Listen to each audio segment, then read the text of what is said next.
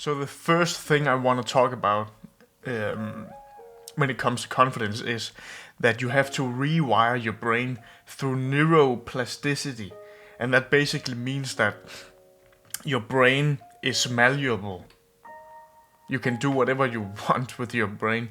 The activities you are participating in will inevitably lead to how your brain functions and how it is wired, how it naturally works and thinks. You can imagine if you are playing video games every single day, the first thing you do in the morning, then your brain will automatically wire for that video games are the activity that you want to participate in, because video games are very stimulating and release a lot of dopamine and serotonin.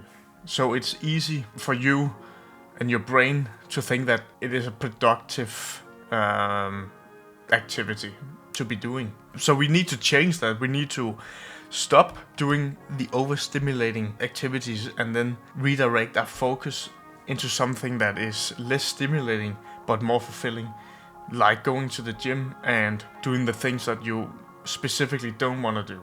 So that is building your business, waking up at a time that you really don't want to wake up at. Like I wake up at 5 a.m. in the morning and I hate it. The first 15 minutes after I wake up, I look like shit and I hate my life and everything. But then I go for my morning run, and when I come home from my run and have taken my cold ass shower, drinking my half a liter of water with some salt, my frequency just rises. And I am reinforcing and rewiring my brain to a degree where my brain begins to think that these actions are actually productive, fulfilling, and even stimulating, because I get the dopamine boosts, all natural, because I'm running. I get the serotonin, the dopamine, the hormones are rushing through my veins. And this brings me to a structure in the brain called the AMCC, anterior mid-cingulate cortex. And this structure in the brain will actually grow when you are doing the things that you don't want to do. So the more you participate in these actions, your brain will actually grow. So it becomes easier and easier. I wouldn't say easier, but it what's the word? What can you say? It gets more natural for you to be doing these things. And then you get in this competence loop. The more you do the things that you don't want to do, the more competent you become in these areas. That reinforces you to keep going in doing these behaviors. It's very important that you don't lie to yourself. If you say that you're gonna wake up at that specific time, you do it, because your brain takes notes. If you lie to yourself, that's detrimental for your confidence and your certainty. So building confidence, that it's a dynamic process that involves certain brain structures, hormone levels, thought patterns, self-beliefs, and your behaviors, and courage is also something I want to talk about. Because if you don't challenge yourself, if you fear something, you gotta head straight towards it. If that is going up to a girl that you have a crush on and talking to her, then you should be doing that, because that is the absolute best way to grow your confidence. Because that again feeds into the confidence competent loop, where you begin to believe in yourself and you begin to raise the bar and push your boundaries, pushes your limits. And if you do this every single day, if you're a person who has been shying away from your fears and don't believe in yourself that much and hasn't been challenging yourself, maybe you don't even challenge yourself once a month. I know some guys who never challenges themselves. So imagine going from not challenging themselves at all to maybe challenging themselves once a week, and then 2 times a week, then every day in something. I don't care what it is. Just something that you specifically don't want to do. You do it. And you stop listening to your feelings. Just do it anyway. That's the best thing you can do for raising your confidence levels. If I have to tell you a story for when my confidence was at an all-time low. I remember when I was in school, it's back in 2019 or 18, where countless times in class I was being asked questions for the assignment for today. Every single time I wouldn't have done my homework, so I wouldn't even know. I would have absolutely no certainty of what the fuck I was doing.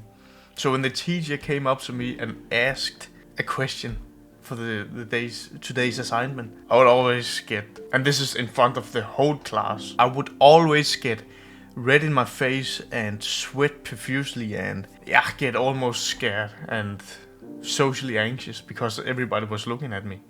Because I didn't know what the fuck I was doing. And this happened many times. And I didn't change my ways. That's partly also because that I didn't see any meaning in the school and the topics that we were studying. It was, very boring. So that's partly an explanation. But there was one time where it all just culminated in a big shit in my face. And that was, I had a big presentation. It was some kind of entrepreneurship experiment thing where we had to create our own product and then present it in front of the whole school. Typical me, I didn't have the confidence, or I didn't have the work ethic for this project. I was too lazy to even consider working on this shit. So every other guy in my group worked their ass off for this project to be ready to be presented. And we had a big TV station in my country also present at the scene, and I was not prepared at all.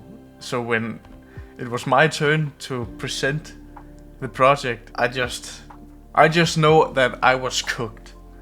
I didn't know what the fuck I was talking about. So my anxiety levels just rose to an all-time high, and in front of the whole school and the TV station and everything, I just had to tell my group that I couldn't present because I didn't know what the fuck I was talking about, and I couldn't remember anything. So my competence was very low in this topic in my project. So no wonder why I didn't have any confidence and my anxiety levels were so high. It's because I didn't know what the fuck I was talking about. So yes, I had to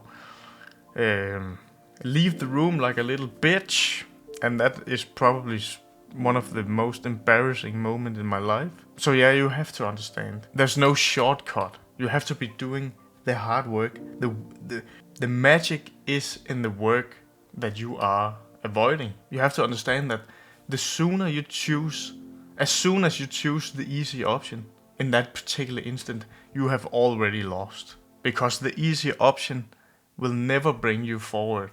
It's always the harder, more demanding thing that will bring you forward, push your boundaries, and ultimately raise your confidence and competence. And if there's something that you fear doing, you have to build your courage and do it anyway. That's the only way that you will get over your fears, or at least manage your fears better. Because you will always feel these emotions to some degree.